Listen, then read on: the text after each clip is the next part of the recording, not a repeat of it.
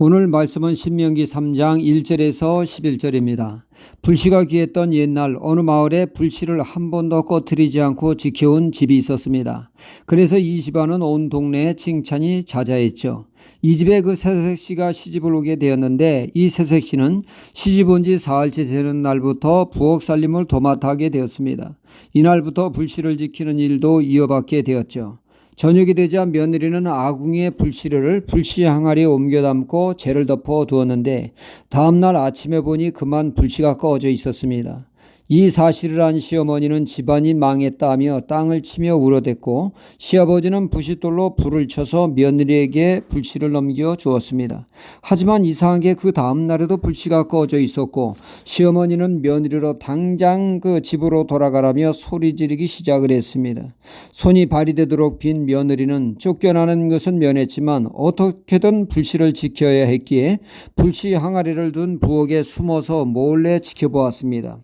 새벽이 되자 파란 옷을 입은 여자아이가 나타나 불씨 항아리에 오줌을 싸서 불을 꺼뜨리는 것을 본 며느리는 몰래 다가가 아이의 치맛자락에 명주씨를 깨어났습니다.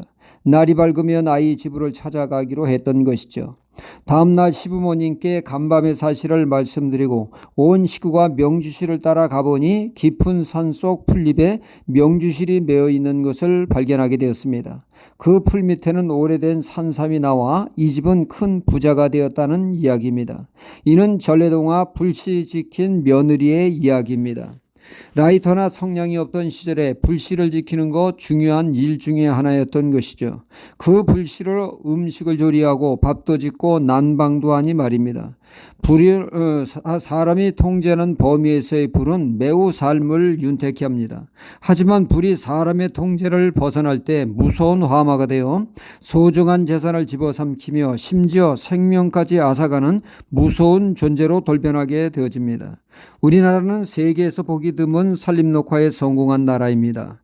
6.25 때 온 강토가 민둥산이었으나 지금은 그 어느 산을 가나 울창한 숲과 아름드리가 자리 잡은 산이 되었습니다. 이렇듯 수십 년 공을 키운 산림도 산불이 나면 한순간에 잿더미가 되는 것은 시간 문제입니다. 특히 봄철이면 산불 조심이 강조되죠. 건조한 날씨에 산불이 날 확률이 높기 때문입니다. 제가 사는 이곳에도 파평산이라고 해서 해발 500m의 큰 산이 있습니다. 봄철이면 자주 산불이 나서 소방 헬기가 연신불을 실어 산불을 진화하는 모습을 연중 행사처럼 보고 있습니다. 한 번은 크게 산불이 나 산등성이가 빨갛게 물들었습니다. 하루 종일 소방 헬기가 연신불을 쏟아 붓습니다. 다 진화되었는 줄 알았는데 다시 불길이 치솟아 애를 먹는 모습을 목격하기도 합니다. 산불 진화에서 아무리 작은 불씨도 놔두어서는 안 됩니다. 완전 진화, 100% 진화해야 합니다. 아니면 다시 산불이 나니까 말입니다. 재가 그렇습니다. 재는 완전 제거해야지 작은 재라고 놔두면 그것이 작은 불씨가 돼서 사고를 치게 되어집니다. 오늘 말씀은 요단동편 아모리 족속 바산 왕 옥을 진멸하는 내용이죠. 바산 왕 옥은 군사를 동원하여 이스라엘을 대적하게 됩니다. 이에 하나님은 그들을 진멸하라고 명하셨고, 이스라엘 군대는 군사만 무찌르는 것이 아니라 생명이란 생명은 다 진멸하게 되어집니다. 남녀노소를 불문하고 말이죠. 왜 이스라엘군은 잔혹하게 노인이며 아가씨, 심지어 갓난 아기까지 무참히 죽입니까? 여기에는 다 뜻이 있습니다. 이스라엘이 지금 벌이는 전쟁은 단순히 침략 전쟁이 아닙니다. 이는 엄연한 성전이라는 것이죠. 하나님을 대적하는 죄악의 무리를 제거하는 성전인 것입니다.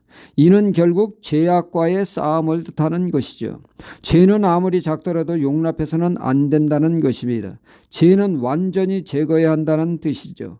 작은 죄라고 방치하면 이것이 죄악의 불씨가 되어 거센 불길로 발전하여 이스라엘에게, 하나님의 백성에게 큰 화를 가져다 줄 수 있기 때문입니다. 그러기에 하나님은 완전 진멸을 명하신 것입니다. 죄악된 그들을 살려 달래두면 그것이 너희 눈에 가시가 될 것이요 옆구리를 찌르는 것이 될 것이라고 말씀하시지 않습니까? 그러니까 아모리 바산 왕의 싸움은 아이까지 진멸케 한 것은 아무리 작은 죄라도 용납해서는 안 된다고 하는 뜻이 담겨 있는 것입니다.